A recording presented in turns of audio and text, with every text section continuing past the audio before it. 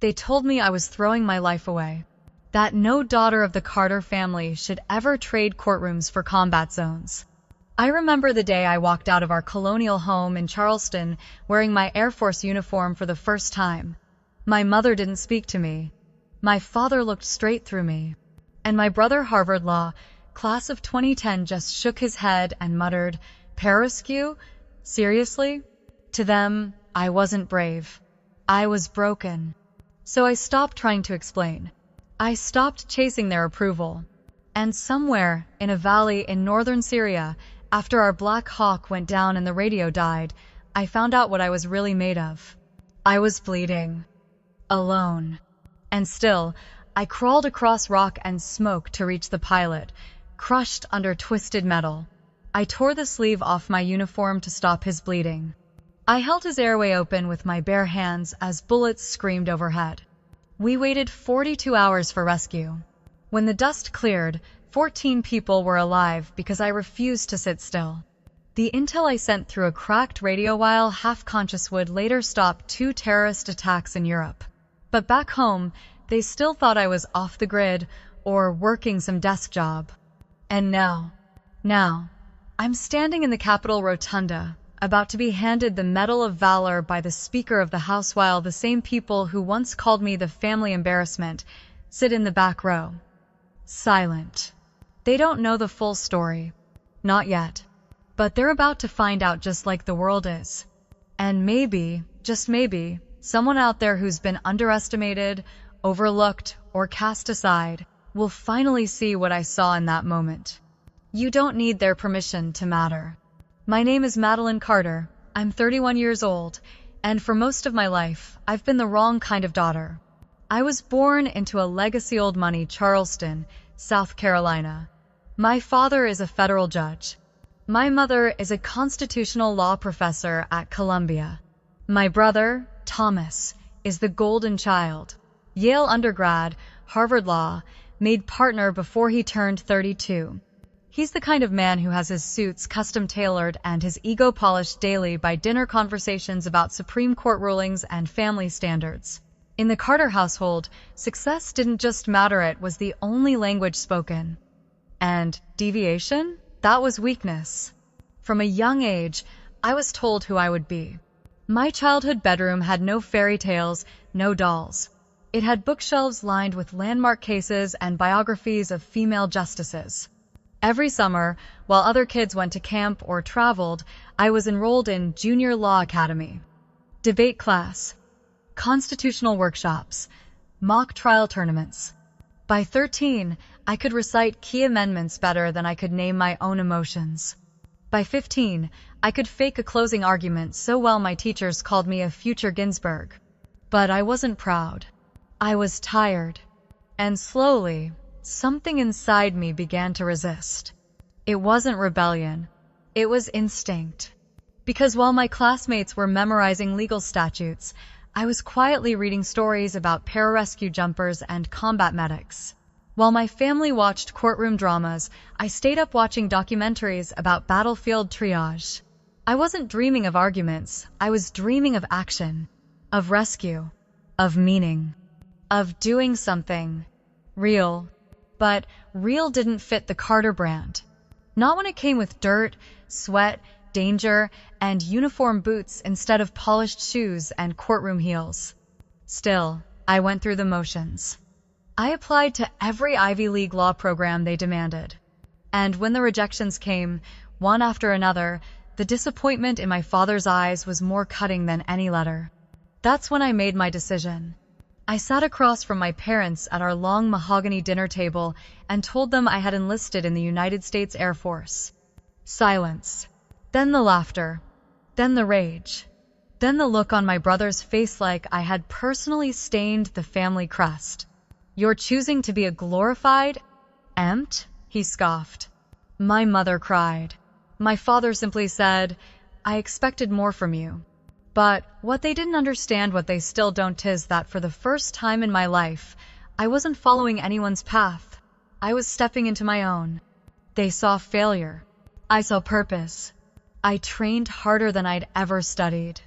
I pushed my body to its edge and then past it. I ran into fire when others ran from it. I learned how to stop bleeding with one hand while returning fire with the other. I learned how to survive when everything inside you screams to shut down. And somewhere along the way, I stopped being the Carter family's problem and became someone the world never saw coming. They don't know that yet, but they will. Because this story, my story, isn't about revenge. It's about recognition. Not just from the people who once rejected you, but from yourself. They say the first cut is the deepest, but no one tells you what it feels like when that cut doesn't come from a stranger or an enemy, but from your own family's dinner table. It happened 6 months after I completed the Air Force pararescue training pipeline. The toughest, most grueling 2 years of my life. 2 years of pushing past exhaustion, swimming in icy currents, jumping from aircraft, stabilizing trauma victims in simulated war zones. 2 years of proving, day in and day out, that I belonged. I had returned home on a short break before my first official deployment. Part of me was hopeful. Naively, maybe. But somewhere deep down, I thought maybe this time will be different. My uniform was pressed. My boots shined. I wore my pararescue badge like a quiet declaration. I made it. I became something real. When I walked into the Carter home that evening, it smelled like lemon rosemary chicken and judgment. My mother greeted me at the door with a forced smile, the kind she used for polite strangers. "Oh, Madeline, I thought you were arriving tomorrow." "I texted last week," I said softly. "Oh," she replied, already turning toward the kitchen. The dining table was set beautifully crystal glasses, polished silverware, monogrammed napkins. An extra guest had joined us.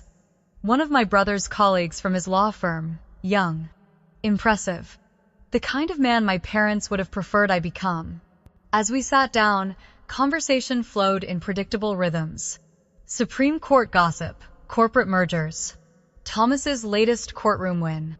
No one asked me about my training. No one asked where I would be going. I tried to join in, but each time I opened my mouth, I was either interrupted or ignored. Then came the moment that still echoes in my head. The guest glanced at me and asked, "So what is it exactly that you do, Madeline?" I heard something about the military? I smiled, trying not to sound too eager.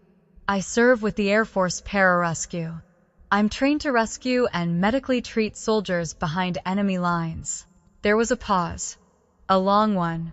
Then my brother chuckled, shaking his head. "Still playing soldier, huh?" I looked at him, not sure if I'd heard correctly.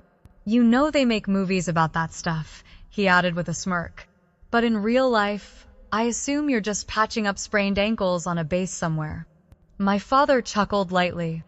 My mother didn't even meet my eyes. "I'm deploying in a few weeks," I said, my voice quiet but firm. "We're headed into an active conflict zone." My mother finally looked up. "Well, just don't do anything foolish. No heroics." No heroics. As if courage was an inconvenience. As if service was a phase I'd grow out of. The rest of the evening blurred together polite smiles, passive dismissal, and the weight of knowing I could die in the desert, and they'd never understand what that meant. That night, in my childhood room, surrounded by dusty law books and faded trophies that were never mine, I sat on the edge of my bed and stared at my duffel bag. I wasn't afraid of the war I was walking into. I was afraid of coming back and realizing I never really belonged anywhere. That was the first wound. Not a bullet. Not an explosion. But a dinner with the people who should have been proud and couldn't even see me. You would think, after that dinner, I'd learn to stop expecting anything. But the thing about being raised in a house where love was conditional is that you spend years hoping the conditions might finally shift. So I deployed. First to Al Udeid, then to a forward operating base outside Manbij, Syria. I was assigned to a rapid response pararescue unit of us, constantly rotating between combat zones, casualty evacuations, and critical rescues where minutes meant the difference between life and death. I flew in Black Hawks. I fast roped into hostile terrain. I performed field surgeries with shaking hands and a steady voice. I closed bullet wounds while enemy fire echoed in the distance. I stood in the back of medevac choppers with blood on my uniform and prayers on my lips. And I wrote home. Not long letters, just enough. A postcard. A picture with my team. A short note that said, "I'm safe, I miss you. Here's what I'm learning. Love, Mads." Weeks passed. Then months. My teammates would get packages, cookies, letters, drawings from little nieces and nephews. Me? Silence. The mailroom became a quiet ritual of disappointment. I checked the list, glance at the empty shelf, and walk away like it didn't matter. Except it did.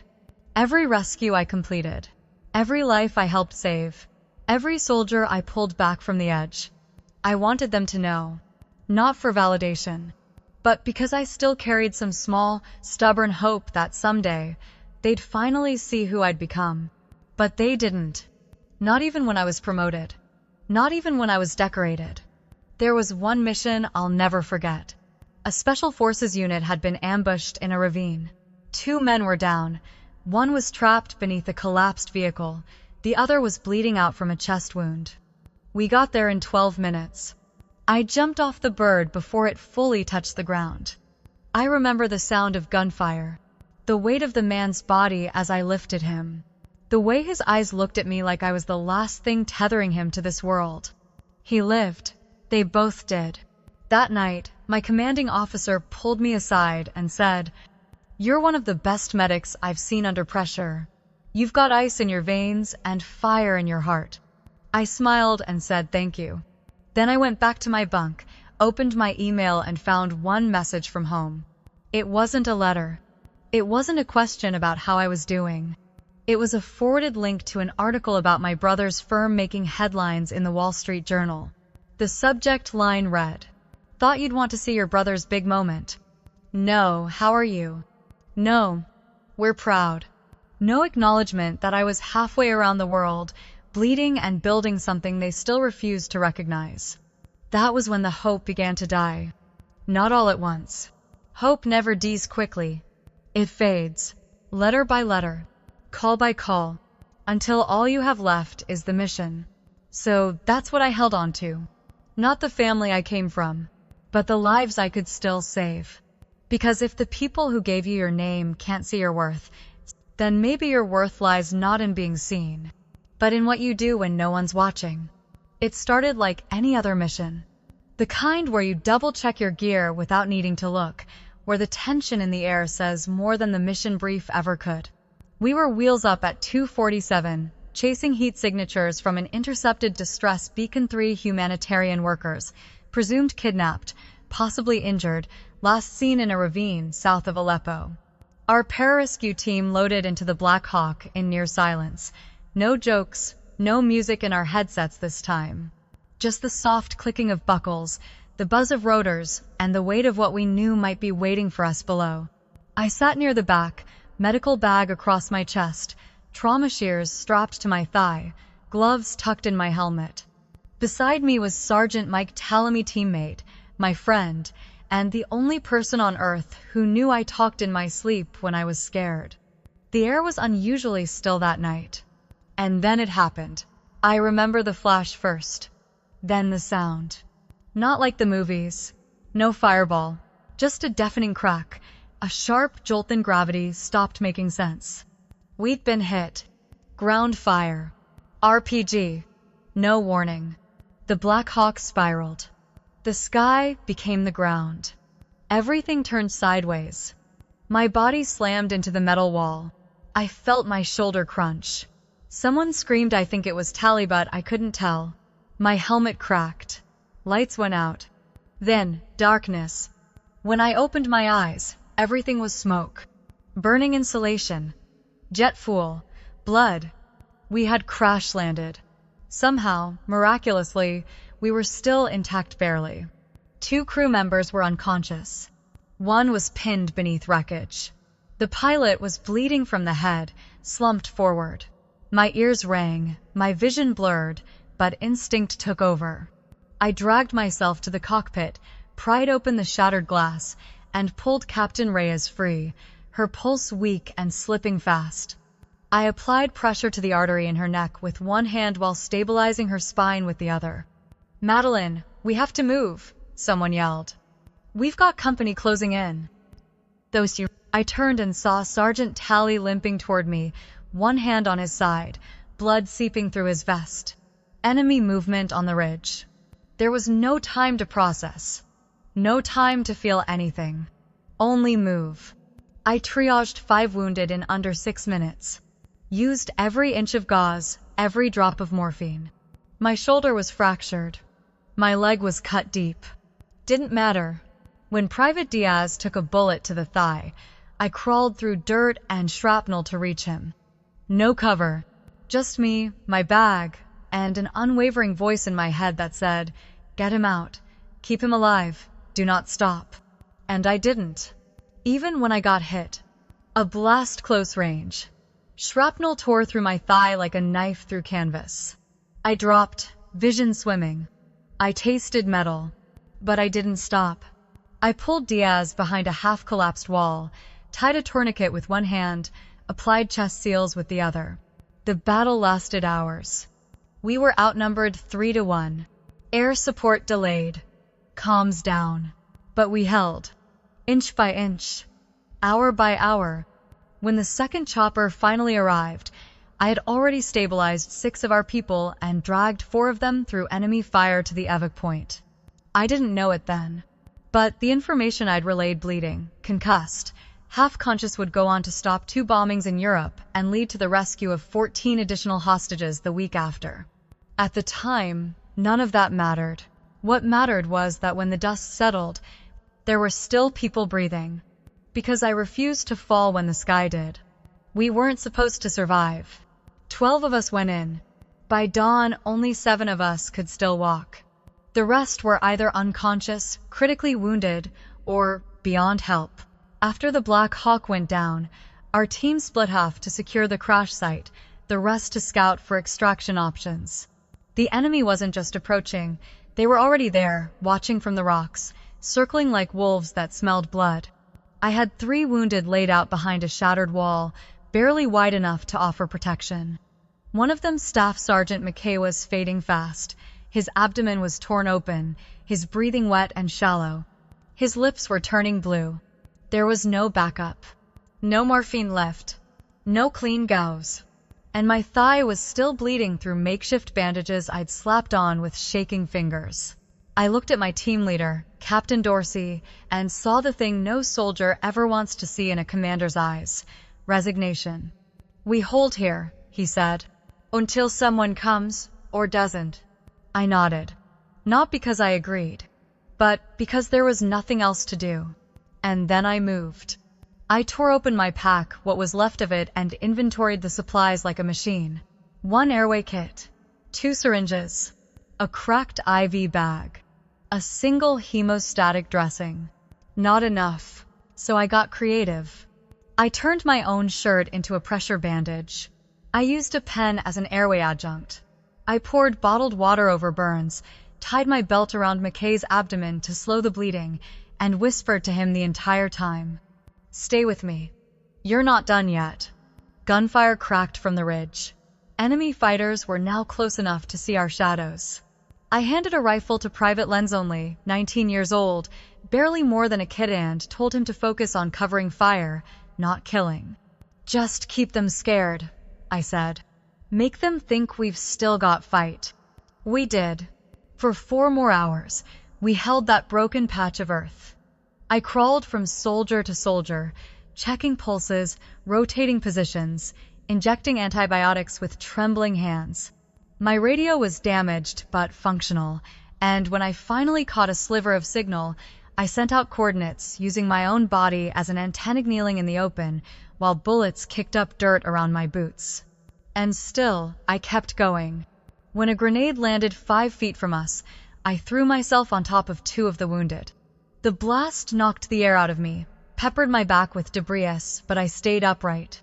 Somehow, Captain Dorsey, bleeding from his temple, looked at me with disbelief. "You're not human," he muttered. "No," I whispered back. I'm pissed. Because I wasn't just fighting the enemy. I was fighting every voice that had ever told me I wasn't enough. That I wasn't strong enough. Smart enough. That I didn't belong in this uniform. But I did. And I wasn't leaving without everyone I could carry.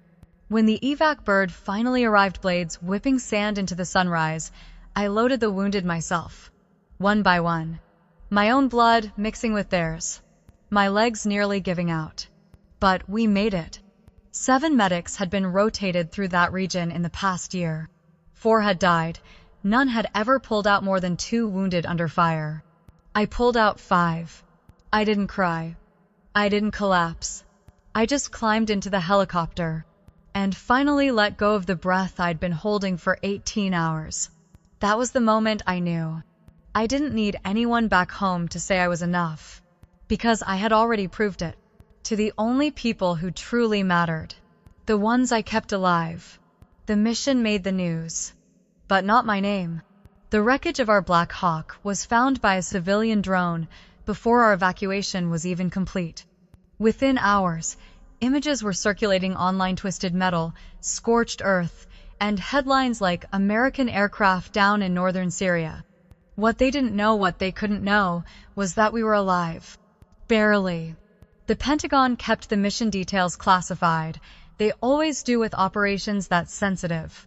Until the hostages were recovered in full, no statements would be released. No names confirmed. No records updated. And that's when the mistake happened. 3 days after we went dark, my parents received an official envelope from the Department of the Air Force. It was a status unknown letter, a bureaucratic euphemism, wrapped in condolence, colored language. No details. Just a suggestion that I might not be coming back. They didn't call the base to clarify. They didn't reach out to my commanding officer. They didn't even call my emergency contact. They just accepted it. I found out about the letter 2 weeks later, once I was stable enough to check my phone. There was no missed call, no voicemail, not even a text from home. But buried in my email, underneath spam and system alerts, was a message from a second cousin I hadn't spoken to in years. It said, "Hey, Maddie. Just heard about the crash. I'm so sorry. If there's anything I can do for your family, please let me know." My blood ran cold. I called my parents immediately. The line rang 6 times before my father answered. "Hello?" "Hi," I said. My voice was hoarse. "It's me." A pause. Then, "Oh, you're all right." That was it. Not "we thought you were gone." Not "we've been worried sick." Just a flat, almost annoyed, "You're all right." "I heard you got the status letter," I continued. "I just wanted you to know I'm alive. I made it out." "I do." There was another pause. Then he said, "Well, I suppose that's good. Maybe this will be a wake-up call. Time to rethink what you're doing with your life." Rethink. As if surviving an ambush and keeping 5 soldiers alive under fire was a poor career choice. As if my injury-torn muscle, shrapnel in my leg, cracked ribs were signs I'd gone down the wrong path. Not proof that I was exactly where I was supposed to be. My mother took the phone next. "You really need to be more careful," she said, her voice clipped. "This whole thing has been very distressing. We didn't even know what to tell people at the country club." At the country club. Not, "we prayed." Not, "we couldn't sleep." What mattered was appearances. It hit me then harder than the crash, sharper than any fragment in my thigh. They had grieved a version of me that never existed. Not the daughter who fought to save lives. Not the woman who crawled through gunfire with a collapsed lung and a scalpel in her teeth. They had mourned the loss of someone they had already erased a long time ago. And when they heard I was alive, it wasn't relief they felt. It was inconvenience. That night, I lay in the infirmary, IV in one arm, stitches down my leg, watching the fluorescent lights hum above me. And for the first time, I wasn't angry. I wasn't even hurt. I was done. Done chasing something they were never going to give me. Their pride. Their respect. Their love on terms that required me to shrink into the person they wanted, instead of growing into the one I needed to become. I had survived an ambush. I had survived blood loss. I had survived death itself. And now, I would survive them too. It took 3 surgeries to remove the shrapnel from my leg. 7 weeks of physical therapy before I could walk without crutches. But the hardest part wasn't healing my body. It was walking past a mirror and seeing someone I didn't recognize. Someone tired. Someone used up. Someone who wasn't sure if she belonged anywhere anymore. I was given 30 days of medical leave and a choice. Return to active duty after recovery or apply for reassignment. Most of my team expected me to take the first option. Even the doctors did. "You'll be back in the field in no time," they said with false cheer, as if pushing through pain and trauma was just part of the paperwork. But I wasn't ready. Not to deploy again. Not yet. Because the wound in my leg had closed. But the one in my heart was still bleeding. The silence from my family after the crash. It hadn't surprised me. Not really. But it had confirmed something I hadn't fully admitted before. I didn't need to go back to prove anything anymore. Not to them. Not even to myself. I already had. So I made a different choice. I requested reassignment to Nellis Air Force Base in Nevada, specifically to their Pararescue and Combat Medic Instructional Division. Not to step away from the mission, but to step into the next phase of it, to train the next generation of lifesavers. The paperwork was approved faster than I expected, and within 2 months, I found myself standing in front of a classroom full of 20-somethings fresh out of basic, some cocky, some terrified all wearing uniforms, a little too clean and eyes a little too wide. They didn't know who I was. Not yet. But they listened. Because when I demonstrated how to tie a tourniquet one-handed while dragging a casualty, I didn't just teach them technique. I showed them the scar on my thigh where I had done it bleeding, under fire, while someone else's life hung in the balance. When I taught airway management, I told them about the child I stabilized in a Syrian villager lungs crushed by debris, her heartbeat fluttering in my palms. And when one of them asked why I had left the field so young, I told them the truth. Because sometimes, rising up doesn't mean going back. It means turning pain into purpose. I threw myself into the work. I rewrote outdated training protocols, built trauma simulations that mimicked real-world chaos, and stayed long after the others went home just to make sure every recruit who walked through that door left with more than just knowledge. They left with instincts, with grit, with respect for the lives they'd one day be trusted to protect. In the middle of that dusty Nevada base, surrounded by medic packs and CPR dummies and echoing footsteps in concrete halls, I started to rebuild not just others, but myself. And strangely, for the first time in years, I felt something unexpected. Peace. No one in that classroom asked about my SAT scores. No one compared me to a brother in a tailored suit. No one cared if I'd disappointed anyone back home. They just cared if I could teach them how to keep someone alive when seconds mattered. And that was enough. Because when everything else falls away, the medals, the headlines, the wounds, the family name, what remains is purpose. And I had found mine. For months, the mission was buried in silence. The official term was classified at the highest level.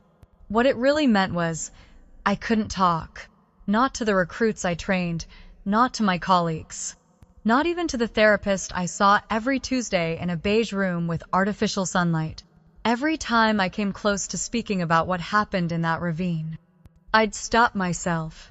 It's not cleared, I'd say. I just need to learn to live with it.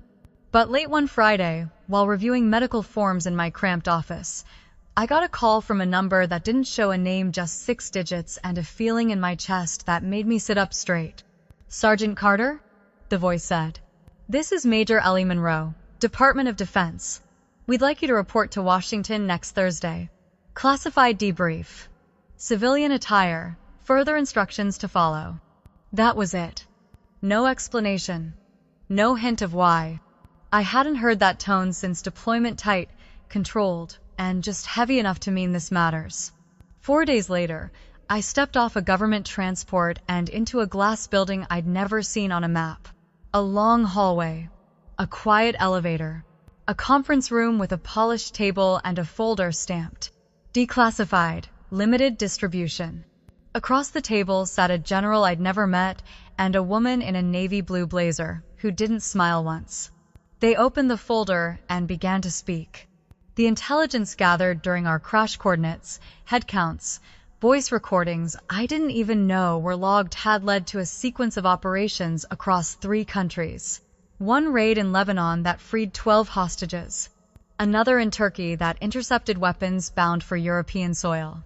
And one final coordinated strike that dismantled a high-level insurgent network planning simultaneous attacks in Paris, Rome, and Berlin. All because of what we did. Because of what I did bleeding, exhausted, whispering into a cracked radio with half a lung and no backup. The woman in the blazer slid a second folder toward me. Inside, a signed citation for the Airman's Medal for Valor, a personal commendation from the Secretary of the Air Force, and a presidential memo requesting that my name be submitted for public recognition, pending clearance. I stared at the documents like they weren't real. I was just doing my job, I finally whispered. The general's voice was low but firm. Sergeant, you did your job in a situation where most people would have curled up and waited to die. You saved lives. You disrupted attacks that could have killed hundreds. It's time the country knew. The woman added, details will remain redacted for national security. But the core of it, your actions, your courage, your sacrifice will be made public. Public. That word echoed in my head all the way back to the hotel. For years, I had been invisible to the people who should have known me best. Now, strangers would know me for something they'd never seen. They'd see headlines. They'd hear citations. They'd clap at ceremonies. But they'd never hear the cries I muffled in the dirt or the prayers I whispered while holding a soldier's hand as his pulse faded. Still, maybe it was time. Not for glory, not for applause, but for truth. Because truth is heavy, and I'd carried mine alone long enough. The invitation was printed on heavyweight cardstock, embossed with the seal of the United States Air Force. You are cordially invited to attend a formal ceremony honoring Technical Sergeant Madeline Carter for acts of extraordinary valor in connection with combat operations abroad. Below it, the location, Capitol Rotunda. Attendance, open to family. I stared at it for a long time. Then, against every instinct, I sent a message to my parents. Short, direct. I'm being awarded the Airman's Medal and Commendation for Valor next Thursday at the Capitol. You're welcome to attend. No pleading. No explanations. Just a door open or closed. Their response came 3 days later. We'll see if we can make it. Your father has a speaking engagement at the university that afternoon. That was it. No, we're proud of you. No. This is incredible. Just a scheduling conflict. Still, when Thursday arrived, I stood in front of a mirror in my dress blues, every ribbon perfectly aligned, every crease sharp as a blade. The Airman's Medal rested on my chest, but somehow felt heavier than armor. At the Capitol, the atmosphere was ceremonial. Rows of chairs lined in gold, flags from every branch of service, polished floors gleaming under the soft white dome. I was one of 5 being honored that day. Each citation was read aloud with solemn reverence, voice firm, emotion held just beneath the surface. When my turn came, I stepped forward. For distinguished and valorous conduct under direct enemy fire, sustaining injuries while preserving the lives of 5 service members, her actions directly disrupted 3 planned terrorist attacks abroad. The words washed over me like rain on armor. Precise, controlled, true. And then, silence. The Speaker of the House stepped forward to present the medal, and just as she extended her hand, she looked over my shoulder. Your parents, she whispered. Back row, second section. I turned, just slightly, and I saw them. My father, arms folded, jaw clenched. My mother wearing pearls, looking everywhere but at me. And my brother stone-faced, unsure of whether to clap or keep pretending I was someone else's mistake. For years, I had waited for their approval. Now, I realized I didn't need it. Because behind me stood the real validation. My commanding officers, my teammates, the Surgeon General, the Secretary of Defense, and the people whose lives I had saved. One by one, they approached me after the ceremony. A young aid worker I had helped extract hugged me with tears in her eyes. A major from my old unit clapped me on the shoulder and said, "You set a standard none of us will forget." Even a general retired, silver-haired, stern shook my hand and whispered, "You made this country proud." Meanwhile, my family lingered on the edges of the room like guests at a party they never wanted to attend. Eventually, they came forward. "Madeline," my father said stiffly, "that was quite a ceremony." I nodded. It was. My mother opened her mouth to speak, but the words didn't come. Then my brother, after a long pause, said something that caught me off guard.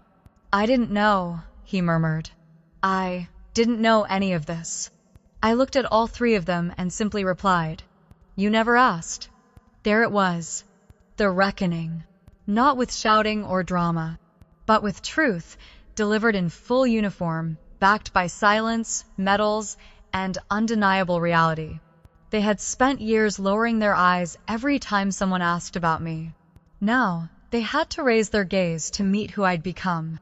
And maybe, just maybe, they finally realized that I never needed to fit into the Carter legacy, because I had built my own. The ceremony ended. The applause faded. The flashbulbs cooled. But the conversation I'd been avoiding for a decade had only just begun.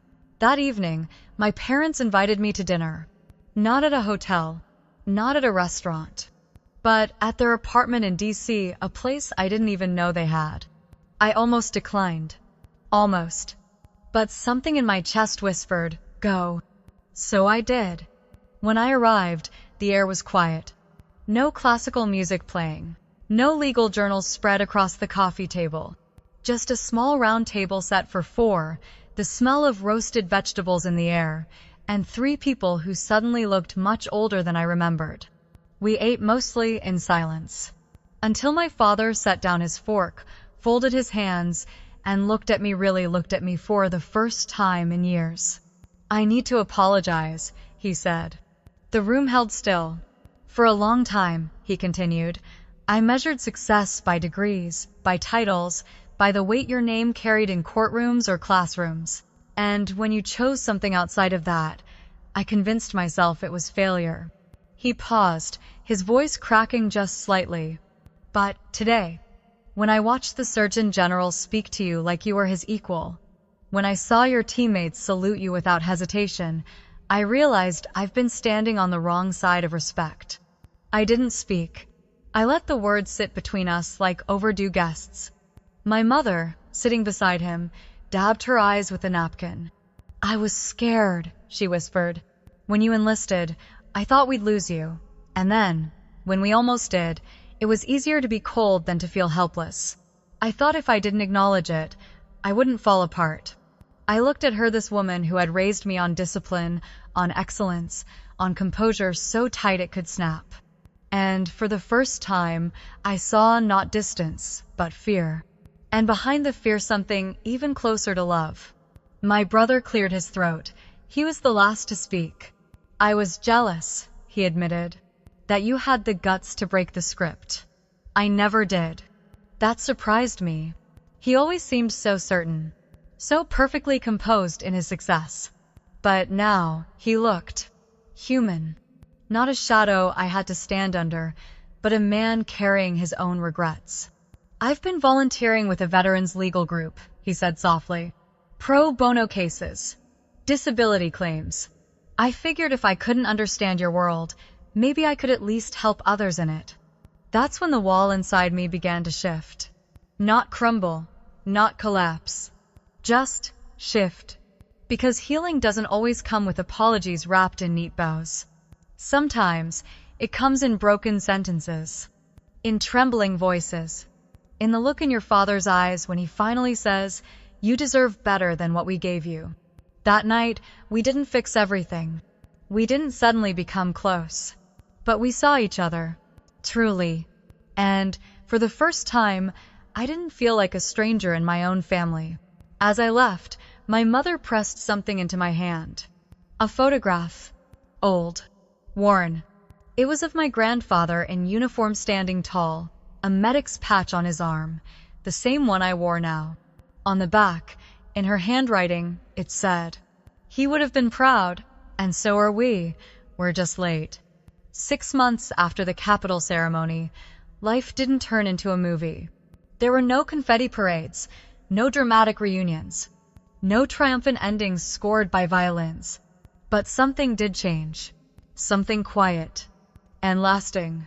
I returned to Nellis not as the wounded medic or the misunderstood daughter, but as a woman who had made peace with the silence of family expectations, the silence of being dismissed, the silence of doing the right thing when no one is watching. And in that silence, I found my voice.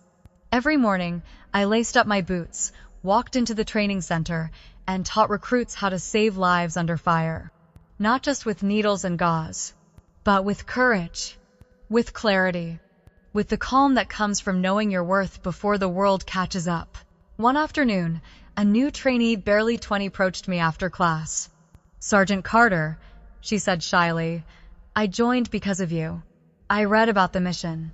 I watched the ceremony. I wanted to make that kind of difference." I smiled, but gently. "Don't chase medals," I told her. "Chase moments, the ones no one sees. The ones that matter anyway." She nodded, but I could tell she was still holding something back. So I added, "The truth is, the world may never understand what you do. They may never clap for you, never write articles, never even say thank you. But if you can look at the person in the mirror and truly know that you showed up, that you chose service over comfort, purpose over applause, then you've already won." That's what I've learned. You don't need permission to matter. You don't need your father's approval, or your mother's praise, or your siblings' respect. You don't even need a podium or a press release. What you need is resolve. The resolve to live a life that feels right to you even if it makes others uncomfortable. To build something no one claps for. To protect someone no one thanks you for saving. To carry pain no one else can see and still keep walking. That's not failure. That's freedom. Freedom from needing to fit the mold. Freedom from performing your worth. Freedom to become the kind of person who doesn't just survive the battlefield, but brings others back from it. Today, I still get letters from the people we rescued. Sometimes from the aid worker who sends a photo of her daughter 5 years old now. Sometimes from the young soldier whose chest I patched under fire, who just passed his own medic exam. And sometimes from strangers. People who say, "I heard your story, and for the first time, I believed I could choose differently." That's the legacy I want. Not to be remembered, but to remind. To remind someone, somewhere maybe even you, that your worth was never up for debate. That you don't have to prove anything to people who refuse to see you. That sometimes the greatest thing you'll ever do is become the person you were meant to be without asking for permission first.